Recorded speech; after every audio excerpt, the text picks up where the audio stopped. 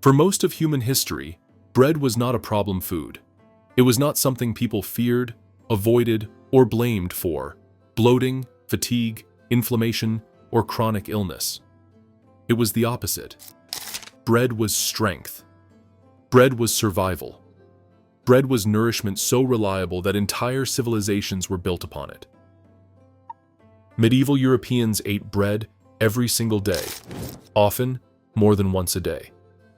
In some regions, bread accounted for over half of total calories consumed. And yet, widespread gluten intolerance did not exist. Obesity was rare. Type 2 diabetes was virtually unknown. Chronic digestive disorders were uncommon enough to be remarkable. This was not because medieval people were genetically superior. It was because the bread itself was fundamentally different. What we call bread today shares a name with medieval bread, but almost nothing else. To understand why, we need to go back to a time when bread was still alive. In medieval Europe, bread began long before the oven. It began in the field. Grains were not uniform. Fields were not monocultures. Farmers grew diverse varieties of wheat, rye, barley, spelt, and emmer, often mixed together in the same plot. These grains evolved slowly over centuries, adapting to local soil, climate, and microbes. They were not bred for yield. They were not bred for speed. They were bred for survival. After harvest, grain was stone-milled, not crushed into lifeless white powder, but gently ground between stones that preserved the bran, the germ, the oils, and the minerals. Flour was coarse, fragrant, and nutritionally dense. But the most important transformation came next. Dough was not rushed. Bread was fermented slowly, often for an entire day or more, sometimes longer. The leavening came from wild yeast and lactic acid bacteria living in the environment, what we now call sourdough.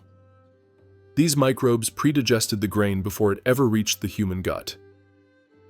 This process changed everything. Long fermentation broke down gluten proteins, making them easier to digest. It reduced phytic acid, the compound that blocks mineral absorption. It unlocked iron, zinc, magnesium, and calcium. It lowered the glycemic response, so bread released energy slowly instead of spiking blood sugar. By the time medieval bread reached the oven, much of the hard digestive work had already been done. Bread was not just carbohydrates, it was a fermented food, a microbial partnership, a living system. This is why medieval bread sustained people through hard labor, cold winters, famine, and disease. It fed armies, it fed monks, it fed peasants and kings alike. Bread was not empty calories, it was a daily probiotic. But something changed, not all at once, but gradually, then suddenly. The transformation began quietly in the 19th century with the Industrial Revolution. Stone mills were replaced by steel roller mills. These machines stripped grain of its bran and germ, producing fine white flour that looked clean, light, and modern. But this flour was biologically dead. The oils that supported gut health were removed to extend shelf life. The fiber that fed beneficial bacteria was discarded. The minerals that once made bread nourishing were stripped away. What remained was mostly starch. At the same time, fermentation was shortened. Bread needed to be made faster to meet the demands of cities, factories, and profit. Dough that once fermented for a day now rose in hours, then minutes. Yeast became a commodity. Time became an enemy. Efficiency replaced biology. But the most profound change came in the 20th century, when wheat itself was altered. Modern wheat is not medieval wheat. It is not even close. Beginning in the mid-1900s, wheat was aggressively hybridized and later genetically manipulated to increase yield, uniformity, and baking performance. The structure of gluten changed. The ratio of proteins shifted. The grain became shorter, faster growing, and dependent on fertilizers. These new wheat varieties were never tested for long-term human health. They were tested for productivity, and they succeeded at a cost. Modern bread now contains wheat that produces stronger, more elastic gluten that resists breakdown. It contains flour stripped of fiber and nutrients. It is fermented quickly, often chemically, with no time for microbial predigestion. To compensate for what was removed, manufacturers add synthetic vitamins back in. Enrichment, they call it, as if nutrients were interchangeable parts rather than living systems. The result is a food that looks like bread, smells like bread, and tastes like bread, but it behaves very differently inside the body. Instead of feeding the gut, it irritates it. Instead of releasing energy slowly, it spikes blood sugar. Instead of nourishing microbes, it starves them. Instead of strengthening digestion, it overwhelms it. For many people, the body responds the only way it can, with inflammation, bloating, brain fog, fatigue, skin issues, joint pain, digestive distress. These symptoms are not mysterious. They are signals. The body is reacting not to bread as it once was, but to bread that has been fundamentally altered. This is why so many people believe they are intolerant to bread, and why many of those same people can eat traditional sourdough or heritage breads without issue. The problem is not bread. It is modernity. Medieval bread worked with the body. Modern bread fights it. And this shift did not happen because ancient bakers were wiser in some mystical sense.